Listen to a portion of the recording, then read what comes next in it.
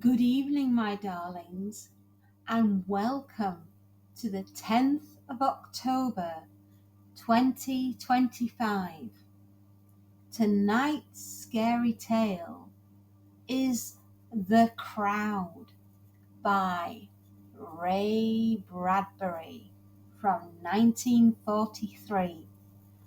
So, shall we begin? The Crowd. Mr. Spalner put his hands over his face.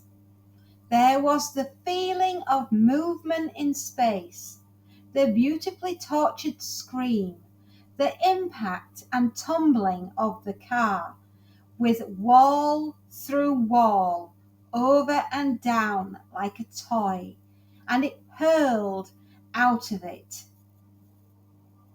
Then silence. The crowd came running.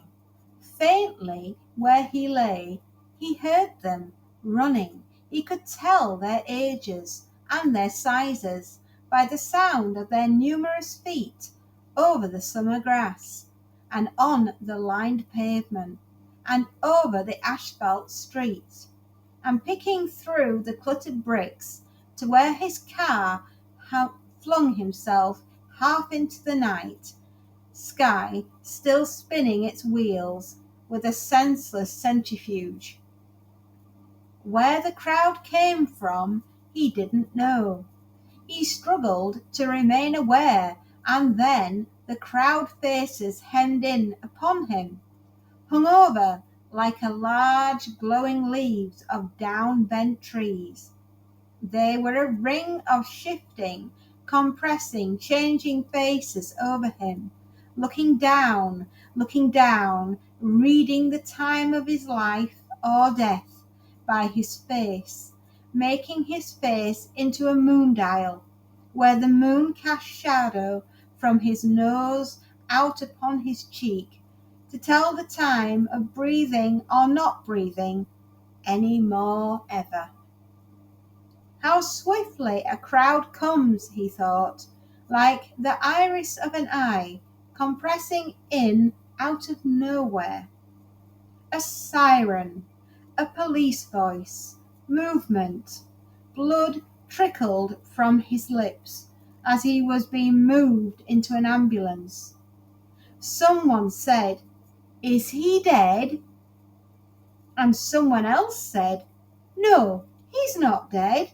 And a third person said, "He won't die. He's not going to die." And he saw the faces of the crowd beyond him in the night, and he knew by their expressions that he wouldn't die. And that was strange. He saw a man's face, thin, bright, pale. The man swallowed and bit his lips, very sick. There was a small woman too, with red hair and too much red on her cheeks and lips, and a little boy with a freckled face. Other faces, an old man with a wrinkled upper lip, and an old woman with a mole upon her chin. They had all come from where? Houses, cars, alleys, from the immediate and accidental shocked world. Out of alleys and out of hotels and out of streetcars, and seemingly out of nothing they came. The crowd looked at him, and he looked back at them, and did not like them at all. There was a vast wrongness to them. He couldn't put his finger on it. They were far worse than his machine-made thing that had happened to him now. The ambulance doors slammed. Through the windows he saw the crowd looking in, and looking in. That crowd that always came so fast, so strangely fast, to form a circle, to peer down, to probe, to gawk, to question, to point, to disturb, to spoil the privacy of a man's agony by their frank curiosity. The ambulance drove off. He sank back, and their faces still stared into his face, even with his eyes shut. The car wheels spun in his mind for days. One wheel, four wheels, spinning, and whirring around and around. He knew it was wrong. Something wrong with the wheels and the whole accident and the running of feet and the curiosity. The crowd faces mixed and spun into the wild rotation of the wheels, and he awoke. Sunlight, a hospital room, a hand taking his pulse. "How do you feel?" asked the doctor. The wheels faded away. Mr. Spallner looked around. "Fine, I guess." He tried to find the words about the accident. "Doctor?" "Yes." "That crowd, was it last night?" "2 days ago. You've been here since Thursday. You're all right, though. You're doing fine. Don't try to get up." "That crowd. Something about wheels, too. Do accidents make people, well, a little off?" "Temporarily, sometimes," said the doctor. He lay staring up at the doctor. "Does it hurt your time sense?" "Panic sometimes does," said the doctor. "It makes a minute seem like an hour, or maybe an hour seem like a minute." "Ah, yes." "Let me tell you then." He felt the bed under him, the sunlight on his face. "You'll think I'm crazy. I was driving too fast, I know. I'm sorry now. I jumped the curb and hit that wall. I was hurt and numb. I know, but I still remember things. Mostly the crowd." He waited a moment and then decided to go on, for he suddenly knew what it was that bothered him. The crowd got there too quickly. 30 seconds after the smash, they were all standing over me and staring at me. It's not right. They shouldn't run that fast, so late at night. "You only think it was 30 seconds, said the doctor. "It was probably 3 or 4 minutes. Your senses." "Yeah, I know my senses, the accident, but I was conscious. I remember one thing that puts it all together and makes it funny. God, so damned funny. The wheels of my car, upside down, the wheels were still spinning when the crowd got there." The doctor smiled. The man in bed went on. "I'm positive. The wheels were spinning, and spinning fast. The front wheels. Wheels don't spin very long. Friction cuts them down, and these were really spinning." "You're confused," said the doctor. "I'm not confused. That street was empty. Not a soul in sight. And then the accident, and the wheels still spinning, and all those faces over me, quick, in no time, and the way they looked down at me. I knew I wouldn't die." "Simple shock," said the doctor, walking away into the sunlight. They released him from hospital 2 weeks later. He rode home in a taxi. People had come to visit him during his 2 weeks on his back, and to all of them he had told his story. The accident, the spinning wheels, the crowd, they had all laughed with him concerning it and passed it off. He leaned forward and tapped on the taxi window. "What's wrong?" The cabbie looked back. "Sorry, boss. This is one hell of a town to drive in. Got an accident up ahead. Want me to detour?" "Yes, no, wait, go ahead. Let's take a look." The cab moved forward, honking. "Funny damn thing," said the cabbie. "Hey, you, get that flea trap out the way." Quieter. "Funny thing. More damn people, nosy people."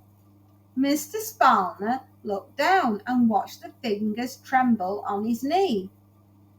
"You noticed that?" "Sure," said the cabbie. "All the time. There's always a crowd. You'd think it was their own mother that got killed." "They come running awfully fast," said the man in the back of the cab. "Same way with the fire or an explosion. Nobody around. Boom! Lots of people around. I dunno." "Ever seen an accident at night?" The cabbie nodded. "Sure, don't make no difference. There's always a crowd." The wreck came in view. A body lay on the pavement. You knew there was a body even if you couldn't see it, because of the crowd. The crowd with its back towards him, as he sat in the rear of the cab, with its back towards him. He opened the window and almost started to yell, but he didn't have the nerve. If he yelled, they might turn around, and he was afraid to see their faces. "I seem to have a penchant for accidents," he said in his office. It was late afternoon. His friend sat across the desk from him, listening. "I got out of the hospital this morning, and the first thing on the way home we detoured around a wreck." "Things run in cycles," said Morgan. "Let me tell you about my accident." "I've heard it all." "But it was funny, you must admit." "I must admit, it was funny. Now, how about a drink?" They talked on for half an hour or more. All while they talked, at the back of Spalner's brain, a small watch ticked, a watch that never needed winding. It was the memory of a few little things, wheels and faces. At about 5:30, there was a hard metal noise in the street. Morgan nodded and looked down and outside. What did I tell you? Cycles, a truck and a cream-coloured Cadillac. Yes. Spalner walked to the window. It was very cold, and as he stood there, he looked at his watch, at the small minute hand. 1, 2, 3, 4, 5 seconds. People running. 8, 9, 10, 11, 12. From all over, people came running. 15, 16, 17, 18 seconds. More people, more cars, more horns blowing. Curiously distant, Spalner looked upon the scene as an explosion in reverse. The fragments of the detonation snuck back to the point of impulsion. 19, 20, 21 seconds, and the crowd was there. Spalner made a gesture down at them, wordless. The crowd had gathered so fast. He saw a woman's body a moment before the crowd swallowed it up. Morgan said, "You look lousy. Here, finish your drink." I'm all right. Let me alone. I'm all right. Can you see those people? Can you see any of them? I wish we could see them closer." Morgan cried out, "Where in the hell are you going?" Spalner was out the door, Morgan after him, and down the stairs as rapidly as possible. Come along and hurry. Take it easy, you're not a well man. They walked out onto the street. Spalner pushed his way forward. He thought he saw a red-haired woman with too much red colour on her cheeks and lips. There, he turned wildly to Morgan. Did you see her? See who? Damn it, she's gone. The crowd closed in. The crowd was all around, breathing and looking and shuffling and mixing and mumbling and getting in the way when he tried to shove through. Evidently the red-haired woman had seen him coming and run off. He saw another familiar face, a little freckled boy, but there are many freckled boys in the world, and anyway, it was no use. Before Spalner reached him, this little boy ran away and vanished among the people. Is she dead? A voice asked. Is she dead? She's dying, someone else replied. She'll be dead before the ambulance arrives. They shouldn't have moved her. They shouldn't have moved her. All the crowd faces, familiar yet unfamiliar, bending over, looking down and looking down. Hey, mister, stop pushing. Who you shoving, buddy? Spalner came back out and Morgan caught hold of him before he fell over. You damn fool, you're still sick. Why in the hell you have to come down here? Morgan demanded. I don't know, I really don't. They moved her. Morgan, someone moved her. You should never move a traffic victim. It kills them. It kills them. Yeah, that's the way with people, the idiots. Spalner arranged the newspaper clippings carefully. Morgan looked at them. What's the idea? Ever since your accident, you think every traffic accident is a scramble, is a part of you. What are these? Clippings of motor car crack-ups and photos. Look at them. Not at the cars, said Spalner, but at the crowds around the cars. He pointed. Here, compare this photo of a wreck in the Wiltshire district with one in Westwood. No resemblance, but now take this Westwood picture and align it with the one taken in the Westwood district 10 years ago. Again he motioned. This woman in both pictures. Coincidence? The woman happened to be there once in 1936 and again in 1946. A coincidence once maybe, but 12 times over a period of 10 years, when the accidents occurred as much as 3 miles from one another? No. Here. He dealt out a dozen photographs. She's in all of these. Maybe she's perverted. She's more than that. How does she happen to be there so quickly after each accident?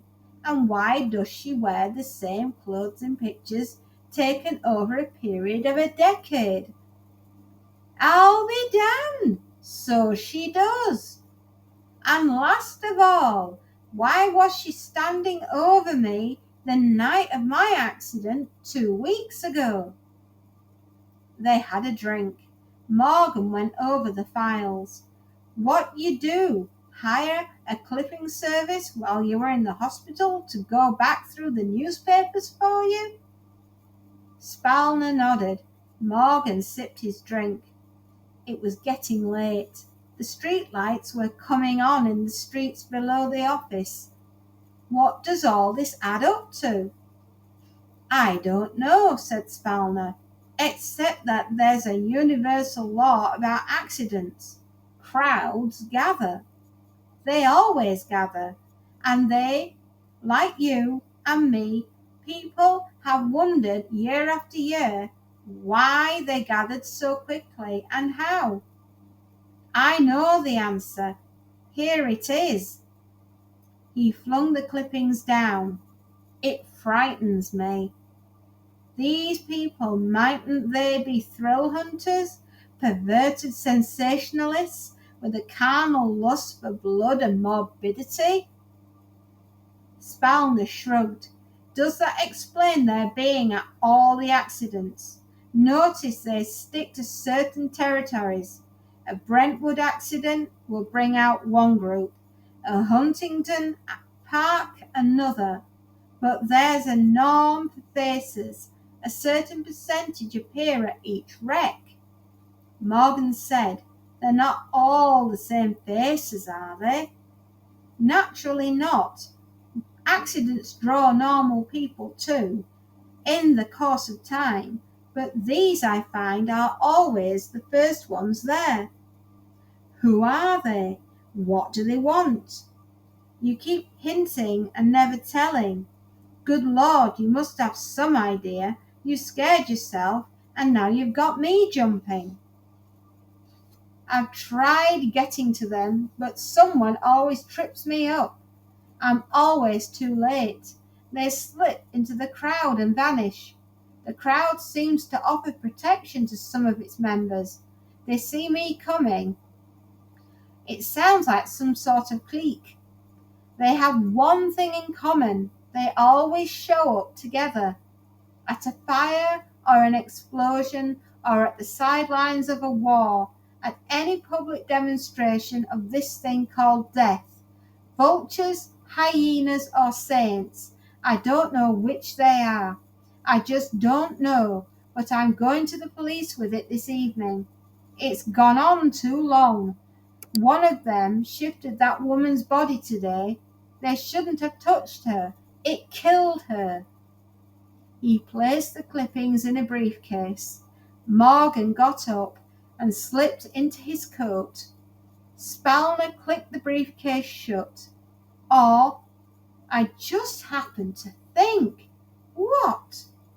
Maybe they wanted her dead. Why? Who knows? Are you coming along? Sorry it's late. See you tomorrow. They went out together. Give my regards to the cops. I think they'll believe you. Or they'll believe me, all right. Good night. Spalner took it slow driving downtown. I want to get there, he told himself, alive. He was rather shocked but not surprised somehow when the truck came rolling out of an alley straight at him. He was just congratulating himself on his keen sense of observation and talking out what he would say to the police in his mind when the truck smashed into his car. It wasn't really his car. That was the disheartening thing about it. In a preoccupied mood he was, tossed this way and then that way, while he thought, what a shame. Morgan has gone and lent me his extra car for a few days until my other car is fixed, and now here I go again. The windshield hammered back into his face. He was forced back and forth in several lightning jerks. Then all motion stopped, and all noise stopped, and only pain filled him up. He heard their feet running and running and running. He fumbled with the car door. It clicked. He fell out upon the pavement drunkenly and lay his ear to the asphalt, listening to them coming. It was like a great rainstorm, with many drops, heavy and light and medium, touching the earth. He waited a few seconds and listened to their coming and their arrival. Then weakly, expectantly, he rolled his head up and looked. The crowd was there. He could smell their breath, the mingled odours of many people sucking and sucking on the air a man needs to live by. They crowded and jostled and sucked up all the air from around his gasping face, until he tried to tell them to move back. They were making him live in a vacuum. His head was bleeding very badly. He tried to move, and he realized something was wrong with his spine. He hadn't felt much at the impact, but his spine was hurt. He didn't dare move. He couldn't speak. Opening his mouth, nothing came out but a gagging. Someone said, "Give me a hand. We'll roll him over and lift him into a more comfortable position."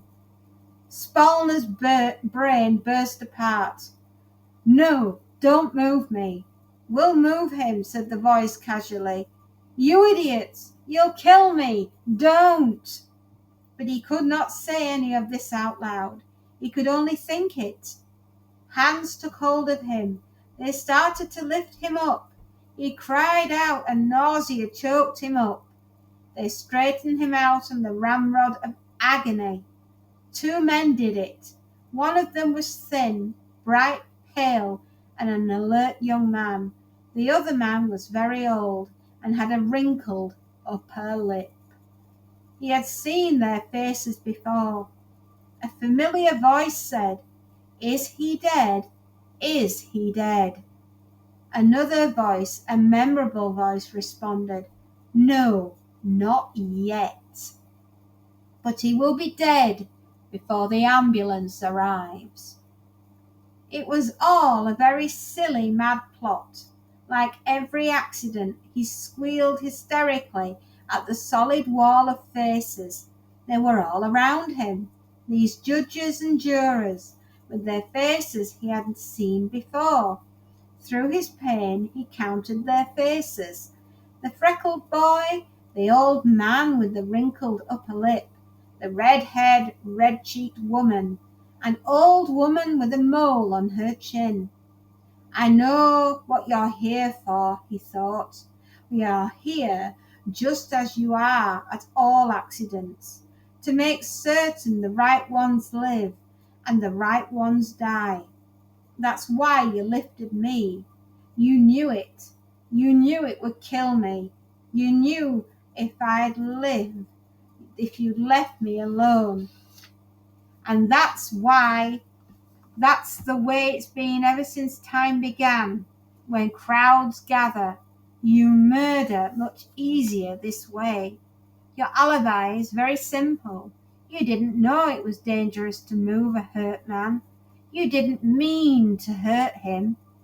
He looked at them, above him, and he was curious as a man under deep water, looking up at people on a bridge. "Who are you? Where do you come from? And how do you get here so soon?" "You're the crowd that's always in the way, using up good air that a dying man's lungs are in need of, using up space he should be using to lie in and die alone, trampling on people to make sure they die. That's you. I know all of you." It was like a polite monologue. They said nothing. Faces, the old man, the red-haired woman. Someone picked up his briefcase. "Who is this?" "It's mine. It's evidence against all of you." Eyes inadvertent over him, shiny eyes under tousled hair or under hats. Faces, somewhere a siren, the ambulance was coming. But looking at their faces, the construction, the cast, the form of their faces, Spalner knew and saw it was too late. He read it in their faces. They knew. He tried to speak. A little bit got out. "It looks like I'll be joining up with you. I guess I'll be a member of your group now." He closed his eyes then and waited for the coroner. Well, my darlings, I hope you enjoyed that spooky little offering, The Crowd by Ray Bradbury, 1943. Thank you, my darlings, and let's look forward to Halloween together. Now, if you like what I do, you can give me a thumbs up. And if you really like what I do, you can always give me a follow and come back for more adventures next week.